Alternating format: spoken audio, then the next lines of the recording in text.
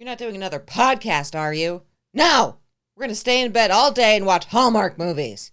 Now go get me some quarantine snacks and get ready to rub my feet. And to that I say, la la la la la la la la la la la la la la la la la. No! La la la la la la la la la la la la la la la la. No! Baseball cards and autographs.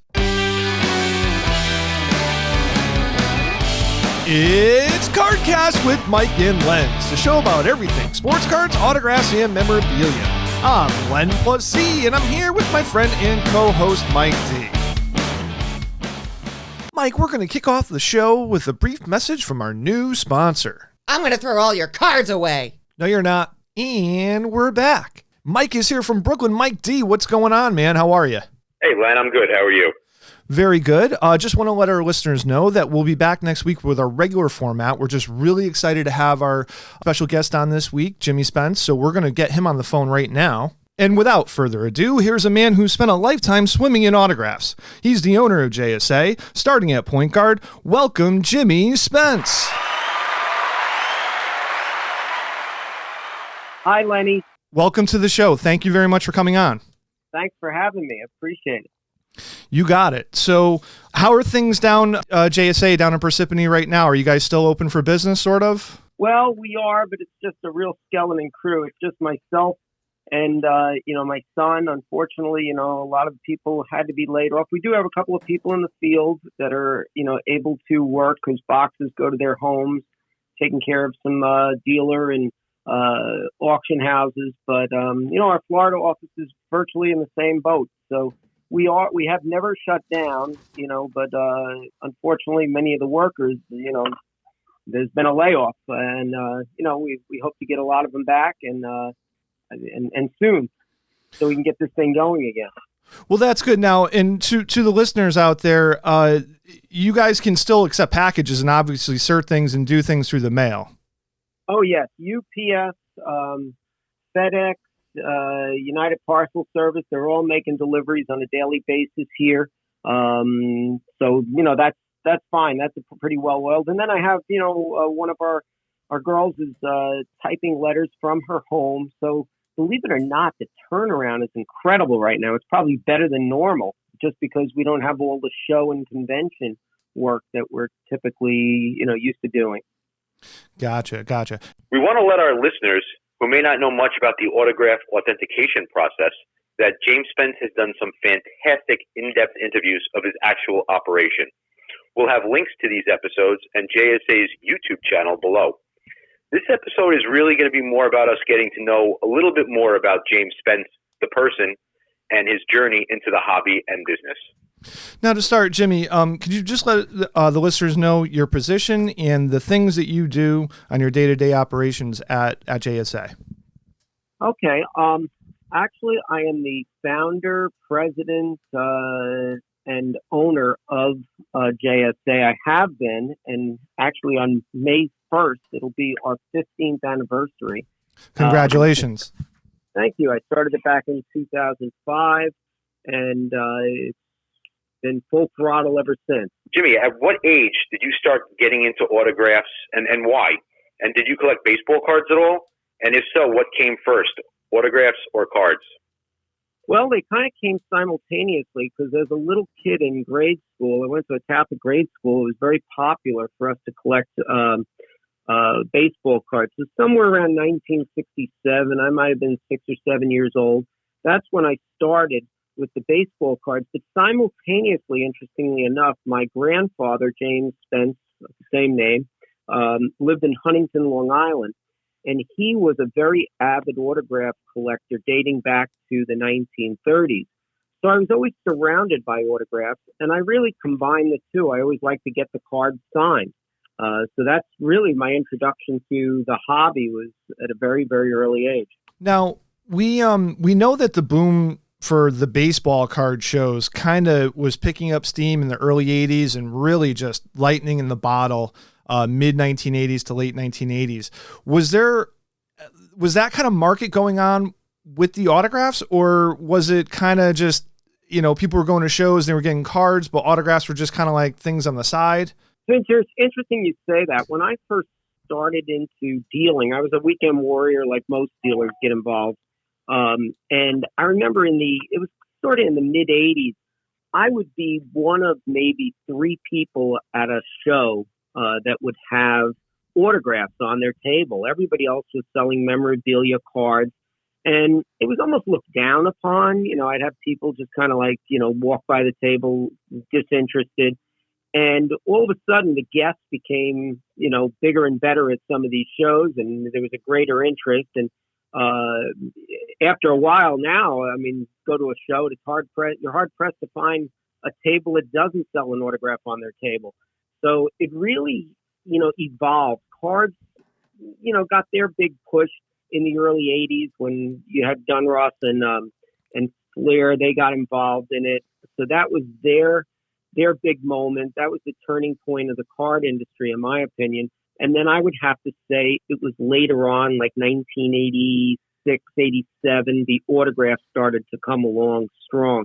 And it hasn't lost any steam since then. I mean, it's become, a very big part of our industry. And fortunately, I was there, from the beginning, that I was able to see and transition as well. I was a weekend warrior, turned into a full-time autograph dealer, and then eventually, got involved in the authentication of autographs. I don't sell autographs.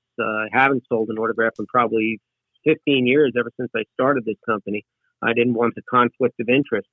So, it was basically an evolution, at least my career was. Understood. Now, before we get to our next question, when you were doing those shows back then, was there like a hot item? I mean, were people like, oh man, I'd really like to get a Mickey Mantle autograph or a Don Mattingly? I mean, because you were doing these every weekend, was it something that, you were selling, things that were similar? Was it Hall of Famers? Was it can you explain a little more on that? Well, one of the problems was early on is that it was the wild, wild west. Some of the people that were selling autographs, they were, selling forgeries mixed in with good autographs or just straight forgeries. And it depended, on which story you wanted to listen to. They were becoming more and more elaborate, with the stories and lies. And there was no regulation whatsoever. So I was up against, a problem of, I knew autographs well back then. I took it upon myself, to study them. And I kept the exemplar files, which are specimens of autographs. I was always into that, always creating different lists. And eventually it became a database. But some of the people were just selling things, just, along with the story, stating that, some old guy sold it to them. And people were buying these things. And often the prices on these forgeries obviously were cheaper than what I was selling the real thing for. So that's what I had to compete against. Then what ended up happening is the auction houses started to blossom, and they were getting caught up in the same problem with these stories. And then I was approached one day and asked if I could do, authentication for some of the major auction houses. And with that, the new development of authentication became the accepted mode of way of business. And fortunately, it caught on because it really did purge a lot of bad people, bad dealers. And there were good people selling bad autographs as well. But it created more of like, a referee or some type of, officiating in the industry. It's regulation. It's a little, and it helps, and it has helped. And that's great that's awesome. I also, just to interject a little bit, I do remember, growing up and seeing autographs, and we were told, especially when I was younger in the 80s, that autographs on cards devalued the card. I don't know if you guys remember, before autographs like really started booming, the devaluation of the card based on, if you had a Johnny Bench rookie card and it was autographed, it was like frowned upon. And now, it's completely different. Do you guys remember that? Yes, Mike, that's very true. In fact, I was sort of up against that because that was the predomination of my collecting. I collected autographed cards. So it was beneficial to me in a sense that I was able to buy these collections all very cheap for a fraction of what their value is now because people did not value them as much. And there were things that took off from there. But in fact, I'm a collector as well, and I still have a very large vintage autograph card collection dating back, to the 30s. I really don't collect much after 1974. That's, I guess, when I consider my youth ended in collecting cards. So my collection is just within those decades. But yes, you're very true. At the beginning, they really weren't. They were frowned upon in a sense. They said, "Oh, you're destroying the value of the card and the condition of it by adding an autograph to it." But obviously, that's changed a lot. You can see the prices in some of these auction houses are going for very, very big money for autograph cards. My mind is absolutely blown for with some of the prices, especially because now there's like themes like Hall of Fame signed rookie cards, and then the autograph is graded and they're encapsulated and things like that. And I like even 15 to 20 years ago, you could still get stuff, kind of like, on the cheap. And it was just coming along that line. Like, Jimmy, I don't know if you remember our friend Johan Mons, right? Our good friend, Johan. Yeah. So Johan and I used to submit stuff together when you guys first, opened up back in 2005. And that was our thing. We loved having, the older cards, picking them up, maybe at shows or on eBay or whatever, and kind of doing our homework because we didn't want to, pay for bad autographs. We wanted to, get good ones and, doing our own research and our own homework. And, I fell in love. Actually, before I get into that, you started your company in 2005. When you were part of PSA, okay, Mm-hmm. were you involved with authenticating the McAllister collection? Wow. I mean, I know McAllister's collection. I'm not sure specifically if I was involved in that. I've certainly seen big chunks of it over the years, and it's throughout my exemplar file. I started with PSA DNA to be specific in 1999. I was approached by David Hall, who was putting up the IPO at the time for Collectors Universe, and I was one of the companies that he purchased. And he wanted me to start an autograph authentication division. He asked me to gather together the who I thought were some of the best authenticators in the country. And we started it in California. I was commuting once a month out to California, but it became very inefficient and it was, a slow turnaround. And what would happen is I told David, I said, the best thing for me to do is go back to Pennsylvania where I lived at the time. Let me run it from there and I will build you a company. And I remember his comment was, yeah, we've been losing enough money this past year. I'll let you do that. And fortunately, I did. I was able to build it up. Hired a few guys along the way. Operated out of my basement in Pennsylvania, Norridsburg, Pennsylvania. And after 6 years of being with Collectors Universe, built them a nice company. I'm very proud of it. But actually, I had fire in the belly, and I wanted to move on and get back into my own business, which I did, and that was the advent of JSA, which started March 1st of 2005. I love that. Now, since we're on that, the whole thing with Operation Bullpen, did that happen before you started working for PSA, or was that during? That was prior. Actually, that was in the mid-'90s, but it still resonated throughout the industry. In fact, that gave a tremendous birth to the authentication because I was invited by the FBI to come out to their facilities out in the San Diego area, and they toured me through 3 warehouses chock full of forgeries that were produced, that they had a sting Operation Bullpen. And they wanted me to become familiar with the grandeur of the problem and understand just how bad it was, because they knew I was, starting up a company that was going to regulate this. Not, the government didn't want to have to regulate this. They felt that our industry should be self-regulating it. And fortunately, they put, a lot of faith in what I was doing, in conjunction with Collectors Universe. And they showed me pallets. I mean, large warehouses, just chock full of autograph seized throughout the country that were selling online, in shops, at shows. And, this is just when eBay was starting to take off. And we noticed that, a lot of this stuff was being produced from, certain pockets. There in Southern California, you had the people, the Marino family was caught up in this. And there were other forgers as well. And, a book was written about it. But that was the awakening of the massive amount, or at least the acknowledgement that there was such a big problem in this, in our hobby, that autographs were, not to be taken lightly, and there needed some regulation, which we provided that with PSA DNA and later JSA and other companies that came along. Not too many things blow me away or anything like that. But when I hear, and I didn't see it, you saw it. I mean, 3 warehouses, pallets full of forged autographs. I mean, when your first impression, what were you thinking when they walked you through there? I can tell you that is not an exaggeration. I wish I had taken pictures of it at the time. I did. It was just amazing, the grandeur of the problem. I mean, pallets full of Mark McGuire balls and Michael Jordan jerseys and Sammy Sosa, Willie Mickey and the Duke, Williams, DiMaggio.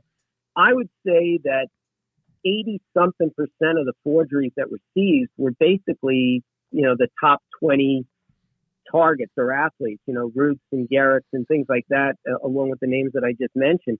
So, of course, there are other names that, were forged as well along the way, but that was the preponderance of the forgeries that they had seized because those were the most desirable ones. Now, there's, at all different levels of the industry, there's forgeries for even some of the common names. I mean, even like there are Enos Slaughters and the Earl Weavers are getting forged now. But back then, it was just they were going after the blue chip names.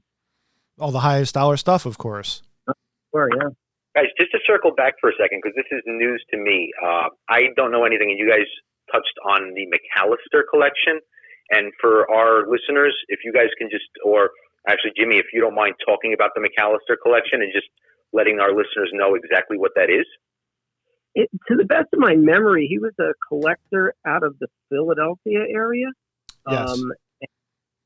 That's to my recollection. And every time we get autographs in, we try and put them in our exemplar file, the ones that we feel are going to be valuable to us in making determinations. And his name comes up quite a bit throughout our file.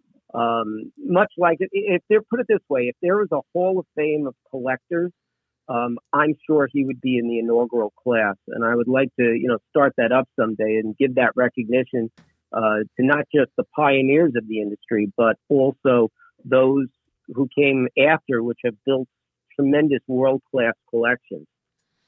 Yeah, from my understanding, or like, it's just I can't confirm it, but from what I've heard, he was an avid chaser and collector, and he was working on, by the time everything went to market or went to get authenticated, from my understanding, he had multiple sets dating back from the 40s, going all the way to 70s, 80s, and just every single card signed, and that's part of his stuff.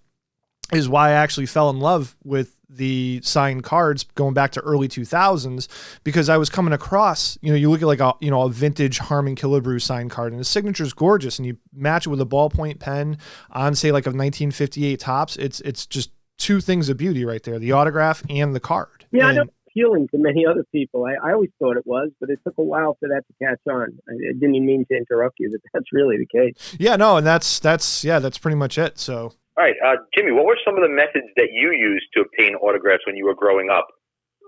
Well, like so many other people, I mean, I sent them through the mail. And I also grew up not far away from Yankee Stadium. So I would go there, wait as the players were coming into the stadium. They were much more accessible back then. It's not like today. And not only that, we really didn't rack them like many people do today. I might have gotten 3 things signed at a time. Now people bring them 20, 30 items, and it's, obviously soured a lot of these athletes and celebrities.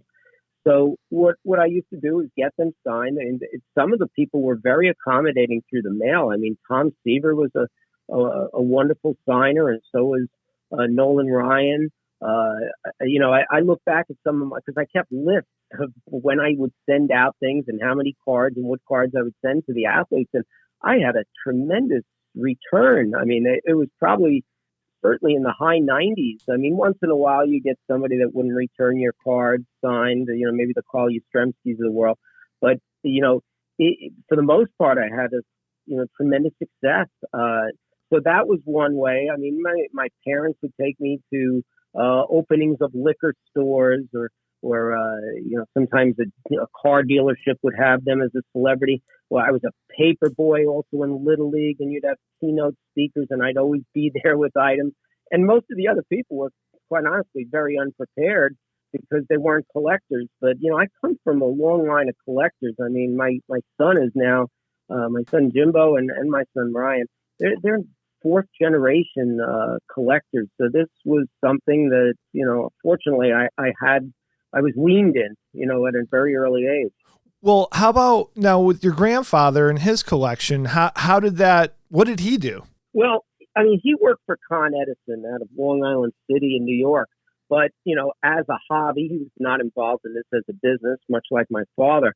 They were interested in gaining autographs, mostly through the mail. My father actually worked at Yankee Stadium. He was a vendor there during his teen years.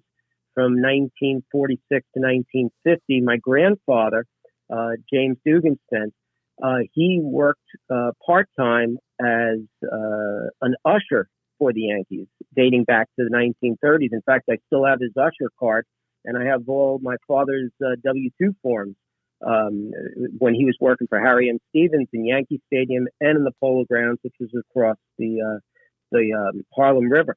So he worked at both locations. So, this was kind of in my blood. They also were avid coin and stamp collectors. So, I've been a hunter-gatherer since a very early age. It's in my blood. And I mentioned to you, I have a very large collection. And if I was to ever, divest myself of this collection, I would probably start collecting again, much like Barry Halford did, after he had sold his collection, many years ago. Wow. That's fantastic. Now, as far as, chasing autographs and things like that, 5 years ago, we had gotten together after a national. We bumped into each other, at a bar. We had a couple of beers, and you were telling me a story about Cool Papa Bell. Could you get into that story as far as what you did? Yeah, that was a wonderful story. My sister got married somewhere around 1990 in St. Louis, and I had been corresponding with Cool Papa Bell back and forth. He was signing autographs. His wife jumped into the conversations often. I would, be on the phone with them, and I just took a liking to him. I mean, he really was. But he was failing in health. His one eye was shot, and the other one was going, and he was somewhat feeble. And they really didn't they didn't go out of the house, which was interesting. I mean, it was a chore for them to go, and people didn't have them invited to shows. I mean, there might have been one show that I can recall that he was actually at signing. But in any event, when my sister was getting married, I decided, why not take the opportunity? And I went out to visit him. I took my two brothers along who were, boyhood collectors, not adult collectors. But we went to his house, and it was just wonderful. I mean, we spoke to them. We got some autographs, pictures with them. And, she really wore the pants in the family, and she wanted you to know that. And she would start yelling at him, and he was in a real threadbare night shirt. And it's odd. I mean, he didn't get dressed up for us, then he knew we were coming. And she was the same. And, at the end of that, I wanted to pay them for his time, and she was refusing to take any money. Oh, wow. And as I was at the door, I threw money through the door, and she yelled at me, and she said, "I'm giving it to the church," so it was nice. It was really nice to meet him. And he would tell stories about when he played. And, I specifically asked him about, why Satchel Paige said he was as fast as he was. And he told me that he stayed in some hotels that weren't the best. And one night he went back to the hotel and he got there before Paige, who was his roommate. And he wanted to get into bed. And when he shut off the lights, he noticed that there was a delay in the switch. And it was just enough for him to jump into bed and before the lights went out. And he told Satchel that he bet him and said, "I bet you I could get into bed before it gets dark in the room." And Satchel said, "There's no way anybody's that fast." And he did it. And Satchel paid him because, technically he did. But that's how it is. The story about him, he said that he was so fast that he hit the ball up the middle. And as he was sliding into second base, the ball hit him in the leg, and he started laughing. And he goes, "Well, if it did," he goes, "I didn't feel it." Yeah. I mean, he was really a good egg. And then, unfortunately, his wife passed away. I called him up, and it really was just weeks later that he passed as well. Like so many old people, one dies right after the next. But they really were nice people. I mean, she was a character, I guess you'd call her. But at the same token, they really were, lovely people. And I treasure that trip I made out to St. Louis. And I did indeed visit him once again, after that, about a year later. Yeah. And to the young people out there, he didn't just hop in his SUV with navigation systems. I mean, you had to actually break out a map to find this place, right? It was in a war zone of St. Louis. I tell you, it was just, it was such a depressed area. I might add that, they did not live in the lap of luxury. You think of a Hall of Famer and all the accolades and all the money that comes to them. That really came after the fact with all the endorsements and the shows and, people throwing big money at you. That really came after, his time. So unfortunately, he never made it into the major leagues, obviously, like so many of the other Negro League Hall of Famers. And he never saw the money there, and he didn't see the money afterwards, which, so many of these people, I mean, they become instant millionaires now. You get elected into the Hall of Fame. It doesn't matter what your financial status was ahead of time. It's, you're going to make money, hands down, just by signing and signing endorsement contracts. But getting back to his neighborhood, the odd thing was it was a black neighborhood of St. Louis.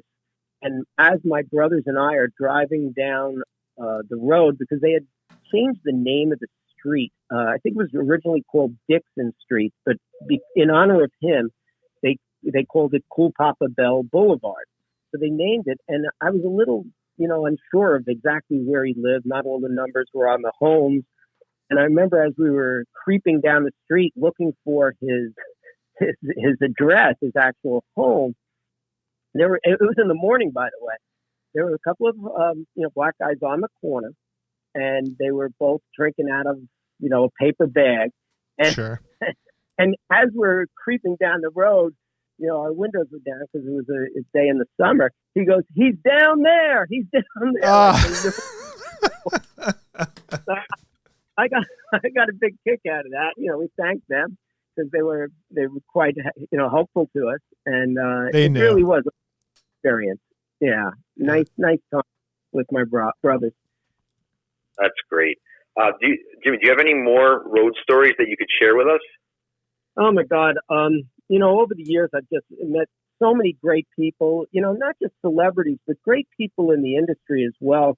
I would have to say one of the ones that stands out to me, and it was just a few years ago, I was contacted by, I don't know if you'd remember, it depends on what age you are, but there used to be a show on TV on PBS called The Galloping Gourmet. Well, there was a chef by the name of Graham Kerr, and he was, a chef that would, make dishes. Now there's all kinds of food shows on TV, whether it's Graham Ramsay or, all these other chefs and these wonderful programs that, are very popular. But anyway, Graham in his mid-80s, he contacted me. He had written a number of books, and he wanted his manuscript authenticated. And it intrigued me. I mean, he lived out in Mount Vernon, Washington, which is the complete other side of the country. But I decided I wanted to go and visit this guy, and he seemed so sincere and such a nice guy. And he invited me over. He actually had me stay at his home. He cooked 3 meals for me while I was there. It was just so wonderful. I had a great time with him, and he was, a man of Christ, and I just really enjoyed spending a few days with him. And I mean, it's not everybody that has to be a superstar or to impress me, or I guess I've met so many people over the years. It's just been wonderful. I mean, David Wells is somebody I spent a bunch of time with. Shortly after he pitched his perfect game, I just thought he was a wonderful guy, very generous person. I've known personally over the years a number of different people. I've gotten to know and meet my childhood idol, Roy White, over the years. And I've got a shrine sitting in front of me in my office to commemorate my years of collecting his memorabilia. It's just, it goes on and on. I spent a bunch of time with Michael J. Fox, and he was a very nice guy. And, it's kind of weird. And this kind of brings me to this point. A lot of times people, when they ask you, because I know I've met so many celebrities over the years, the first question, even a layman, somebody who's not in the hobby, the first question they always ask me is, what was he like? Or was he a nice guy? Or was he a nice person, or she, would it be the case? And I find that tremendously interesting. And I've told that to a lot of celebrities. I said, you don't realize the impact you really have on a lot of these people, not just collectors, but other people that have admired you over the years, so that, that few seconds or minutes that you may be in their company, that's going to be an indelible mark on their brains, and they will tell the story like I have with you over and over and over again. If you want to be a grouch, you want to be, non-engaging, it's going to affect you and your fame and your legacy over the years. So it's something they should keep in mind. I realize that none of us are in their shoes, and it's hard for us to imagine really what it would be to be that famous. But it's something I think a lot of people to keep in mind. And when you're asking for their autograph or asking for their time, to respect that as well. That's really true. It's funny because my dad told me a story, and he probably told it to a bunch of people. When he was a kid, he wanted to get Robin Roberts' autograph. And he said that Robin Roberts said, "Get out of here, kid." And that 2-second interaction changed my dad's whole perception of who he was as a person. And it trickled down to me and anybody I may tell the story to. So you're right. You don't know who you're touching or what you're doing. And he could have had a bad day. He could have been the nicest guy in the world. But to my dad, he'll always, unfortunately my dad passed, but he was always that person who said, "Get out of here, kid." So I totally get what you're saying. Perfect example. And there's many, many others like that. I've spoken to so many people over the years, and that's exactly the way they feel. And, recently I spoke to, I guess it was about a year ago, I said recently, I spoke to Albert Pujols, and I was with him, and it was just myself and a few other people in the room. And I did have a conversation with him about that. And I tried to impress him with him. And he seems like a nice guy, about how important it is to, and I'm not saying you have to be overly gregarious and that you have to just, do anything anybody asks you to do, because there's a lot of people that are obviously into this just for the financial gain of it, but it still makes an impression, and you can do that, and you can, manipulate it whatever way you want, to be able to accommodate or just give somebody that instant of time, and that's sometimes what they're looking for, is that just that time, your time. Yeah. For myself, I'd almost rather buy and sell their autograph as a dealer, but if I were to meet somebody, I'm probably not going to ask for their autograph, just because I'd rather just, meet them, say hello. Maybe it's a conversation that would mean much more to me than their autograph, because I see everybody's autographs every day of the week. So, yeah, I'm pretty cautious about that, being in the position that I'm in. I don't want, people to see that there is some type of a conflict, because when I ask the person for their autograph, I truly am keeping it because I don't sell autographs. Now, with somewhere down the line, if they can't shove this all into my coffin, Yeah. Or God forbid, my wife would throw it all on the front lawn, and God knows what could possibly happen. I think they're going to need a pyramid for you or something, just a giant pyramid. So we got to start construction now because it's going to take 50 years. Yeah, and I truly enjoy autograph collecting to this day, and I don't need to necessarily have a $20,000 autograph at this stage of my collecting to make me happy. Sometimes somebody will give me something that the value might be under $20, and I treasure it just as much because I still enjoy, you want to be a completist with autograph collecting. You want to be able to collect a certain series of things or, have some continuity in your collection. Mine can get a little eclectic after a while, but I have a very large, we mentioned it before, autograph trading card collection of sports and non-sports. But I also have probably one of the biggest canceled check collections that I know of. I mean, that is great. And sometimes I get a check from somebody I don't have, and I'm tickled pink. And again, it could be somebody, that's not as famous as someone else. And, I just enjoy collecting them. So, did you ever get involved with maybe collecting documents or things of his historical figures? Maybe in the 1800s or going into the 1900s. Oh, even prior to that. I mean, I'll give you an example. Presidents, for example, I love to collect their canceled checks, and I think I'm 15 shy of having everyone. And some of the ones I need are more the recent presidents. I don't have an Obama. I don't have a Clinton. I don't have either one of the Bushes. I think I need a Lyndon Johnson or Herbert Hoover. So there's 15 of them that I still need, and I may not get one in my collection for a year or two, but when I get another one, it's just, a step closer. I just, again, I'm like all the other collectors that just enjoy this. And I'm afraid that if I was to ever stop collecting, this would become a real drag for me. And, I might as well be just selling widgets at that point, because this was my hobby before it was my profession. And I'm very, very fortunate that I was able to combine the two, make a great living, have a great career, and introduce two of my three sons into this industry as a career for them as well. I don't know what's going to happen to the third guy. He's only 13 so far, so I don't know if he's going to go in this direction. But maybe he'll become a physician like his mother. I hope. Sometimes, though, if it's in the blood, it's hard to deny. Yeah, generations now. Come on, he's going to be in the autograph business. I don't know. I can't. You certainly don't want to force it upon anyone. I never thought my other two sons would be in this industry, and they love it. They're doing a great job, and they'll certainly surpass me in terms of building the company, because they have bigger ideas, and they're more computer savvy, and they know the social media better than I do, and so I've got high hopes for them. So we just completed some road stories. Now, you and your staff travel all over the country to authenticate at shows, and even travel to go see big collections in people's homes. That in itself has a lot of organization factors to it. Any traveling nightmare stories? Oh, yeah. I can't tell you how many times myself or my staff have gotten stuck in, areas, airports, overnight, not able to switch, having to go back to, the hotel that you came from.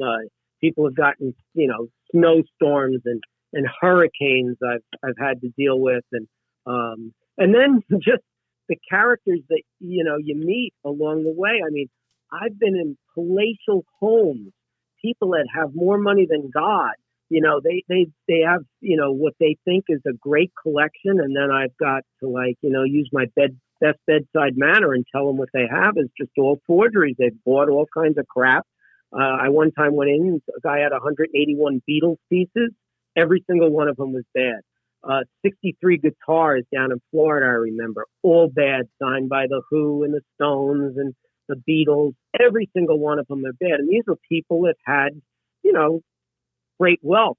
And then on the flip side, I've gone to people that lived in trailer homes. And, they've opened up, a small little hope chest, and all of a sudden I see the Holy Grail sitting in there. And I'm like, I can't believe you own this. I mean, this is worth more than what you're living. Right. It's great to see that, it affects all different types of economics and different types of socioeconomic geographics, and I just get a kick out of that you're speaking to somebody that could be the CEO of a very large company who's got tremendous wealth, and the next minute you're dealing with somebody that has very little means, and all of a sudden they just stumble across something. So it's always a rush, and I always enjoyed the travel. Unfortunately, as time goes on, I'm doing less and less of it because of the administrative duties are starting to, really consume my life. We're just getting to be a good sized company of 25 full-time workers, probably about 30 part-time workers. So JSA has grown, and we're not stopping. We're getting involved in encapsulation. We're going to be getting involved very soon in grading, two things that our competitors do. So you'll see big things come out of, JSA, and this is just a little bit of a speed bump in the road for us with the coronavirus. But, we're going to come back very, very strong. We haven't stopped. We've been starving for your encapsulation. Is there a future date on that? Like, do you have a concrete, or is it still a little loose? Well, I have a point guy that's all he's in charge of. And I'm looking at probably about, I would say 4 months down the road. I mean, we have so much of it. We've got a lot of it already figured out, but it's probably that close. And once that happens, it'll double, if not triple the size of what we're doing. Absolutely. Yeah. If you're 4 months away, you are close. So that is absolutely fantastic. It's something that, I've been, like me personally, I've been rooting for you to, accomplish and get that done, because for years, you would do stuff for Beckett, and you did stuff for SGC, and now just having everything under the same umbrella, I love it and I respect it. It's fantastic. Yeah, it'll come. I mean, hey, listen, I just turned, about a month ago, I just turned 60 years old, and I'm still excited about this. Many of my friends now are in their careers, they're already retiring. But, when you have two of your boys involved in this industry, and you see how much they're putting into it, and, think about all those years that I was on the road and I didn't see all their little league games or spring concerts or things that, everybody else was enjoying. Now I get to work with my sons. I mean, I get to see them, or my son down in Florida, speak to them, almost on a daily basis. So, it was a trade-off. I did as best I could, and if I had to do it all over again, I would do it all over again, because, I enjoyed, this success, and they, will be the recipients of it, and if they continue on the path. That's great. Mr. Spence, your certification is globally accepted. You had mentioned previously that auction houses came to you. Now, you have to realize you're big time, because when it comes to eBay, people are selling items on eBay. Your company actually has its own drop-down box as a top certification company. Did eBay contact you about that? How did that come about? Oh, we've had many meetings over the years, but, fortunately, eBay has been great. They've given us the power, actually. If there's something that's not right, we can actually take it down. That's not just tremendous power, but it's, tremendous honor as well. So we want to keep things straight. I mean, what it does for anybody that has collections or inventories or an interest like an auction house, we don't want bad stuff, because it cheapens the good stuff that we have. So we want to keep it clean. And, I hope everyone recognizes the fact that I don't sell. So it's not like I'm saying your item's bad, but mine's good, so buy mine. And that's why I took myself away from selling. I know some of my competitors may do that, but it just is an innate conflict of interest, and I don't want to ever have to, defend that. And fortunately, the early years, I had no choice. I had to buy and sell and do authentication.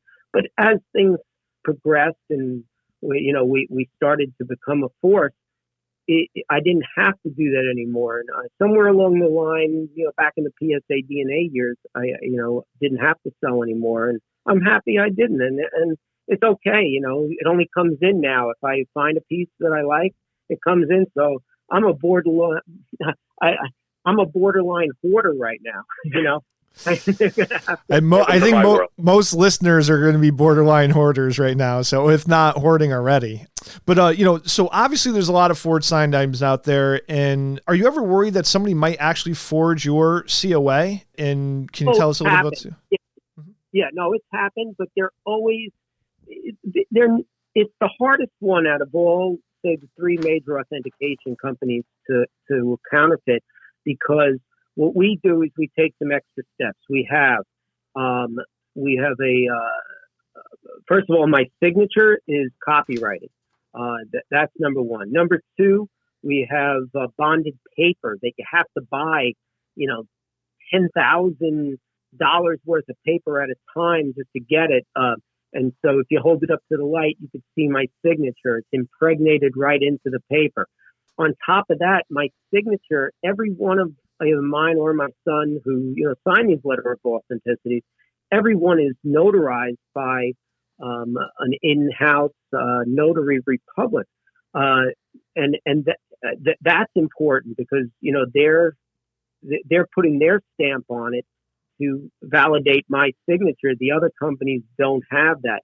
We also take the pains of describing each and every item, so that not only do you have the exact picture of the item that's being authenticated, but a description on it. So for a person to try and slip another one in would be very, very difficult, because it's so specific to that item that we've authenticated. We tell you the era in which the item was made, or the ink color, the type of pen that was used, the manufacturer, the number of signatures, who the key signatures on, who the Hall of Famers are on. I mean, if you read through our letter of authenticity, it really blows our competition away, because we put so much pain into it, and it takes more time to do it, but it's worth it, I feel, and it proved itself over the years.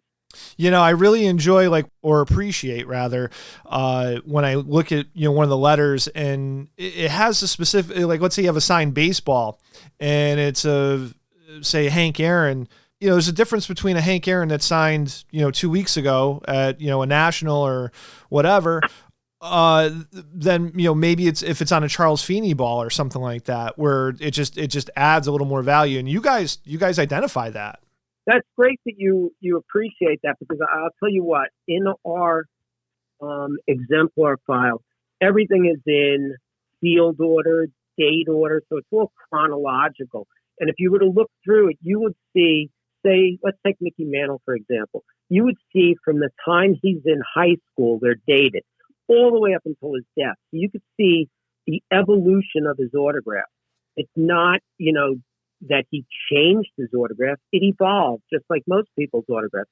And over time, you could see how it developed and how he changed his style to accommodate different things, just like a baseball, for example. The reason why he has the M's that you and I are familiar with on a baseball is because it was easier to make those banana-like M's as opposed to the old way he made his M's. And that's the reason why he changed it back in 1952. He mentioned that, that it was much, much easier for him to create those M's. It started from a point where it was sweeping. There was a lot more movement in it. So that's why he did that. I mean, and it'll show sometimes guys that, had to change their autograph because they switched hands, like Buck Leonard, when he had a stroke, he had to go to the other hand. And then obviously it was a very labored autograph, because now you're signing with your opposite hand. And over the years, we keep track of these things. We keep track of the secretaries' autographs and their wives' signatures and different people that had signed for them, and auto pens and facsimiles and stamps and all different types of laser prints, which are now going on to jerseys and even baseballs now.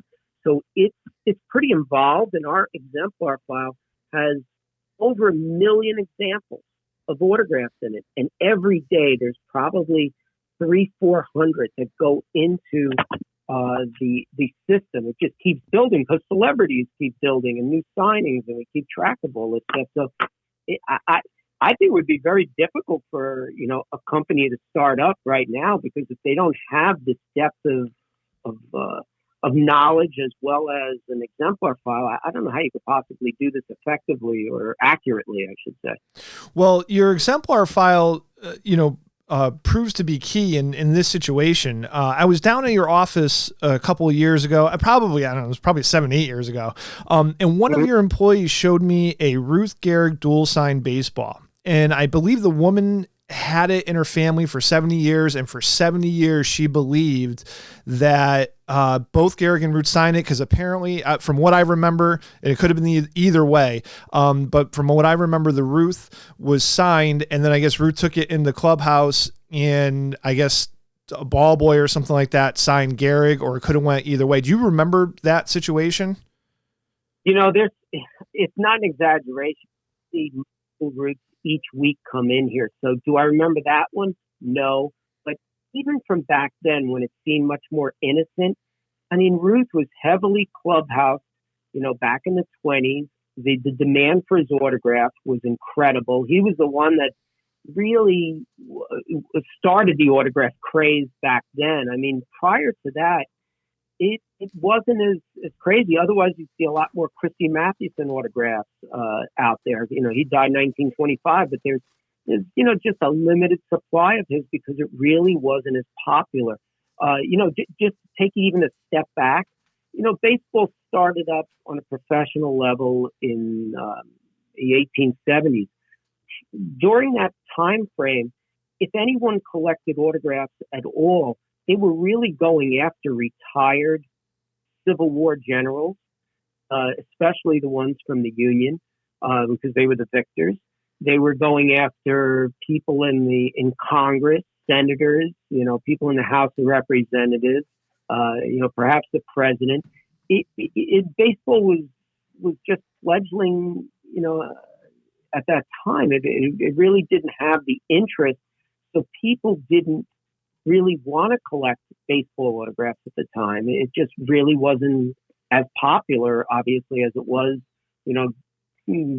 after the time of Ruth. And that's very obvious in all of the collections I've seen over the years. One last thing before we close this out, we usually do a back in time with Beckett magazine, where we just review a couple of articles, readers' rights. Sometimes we use Baseball Cards, the magazine. And there's one article that stuck out. We're not going to go through the whole thing, but if you could stick around for this one little article, I want to read this to you because it kind of goes to what we were saying earlier. And it starts off by saying, Dear Beckett Monthly, in October 1952, my dad, who was 11 years old at the time, saw Mickey Mantle at practice in Yankee Stadium. Mickey signed my dad's 1951 Bowman card. Yours, Mickey. What is the card worth? One dealer said $15 because the autograph to face the card to fair condition. This is back in 1989, by the way, that this ad came out. He said a Mantle autograph is only worth $15. I still have the card. Was he telling the truth? Card would grade X mint in your key. Yeah. Again, it's evolved over the years. Of course, the card itself has an innate value, so let's start with that. As far as adding the autograph to it, especially after somebody dies, I always think there's a lament that you didn't get it signed. And if it's signed nicely and legibly, and it has a nice contrast, there's probably some kind of a line where it devalues it or adds to it. Now, if you're putting it on a 10, it's no longer going to be a 10 card. So that would probably be an instant where it would be devaluing the item. And maybe even as far as a 9, but somewhere in those 5, 6, 7 grades, it's got to add to the value of it because the card wasn't perfect to begin with. So I'm of that belief that it could add in the lower grades. It definitely adds to the value. Okay, and there you have it. And Jimmy, we just want to thank you very much for coming on the show. Yes, absolutely. Thank you so much. Yeah, we really appreciate it. Anytime, guys. I really appreciate and feel honored that you would ask me. You guys are great. Thank you. Thanks. Thank you. Bye-bye. We'll be back to our regular format next week, where we'll be discussing the NBA 2020 Hall of Fame class, the white hot fire of Michael Jordan cards, as well as some of the other Bull cards. And we'll touch upon the football draft. Again, a special thanks to Jimmy Spence for taking the time out to talk to us. We really appreciate it, Jimmy. Thank you very much. And also, if you like the show, please like, subscribe, comment below, and hit the notification bell. Make sure you check out Opening Day on Facebook for all of Mike's breaks, and check out CardKast on eBay spelled exactly the same way. There will be links below for everything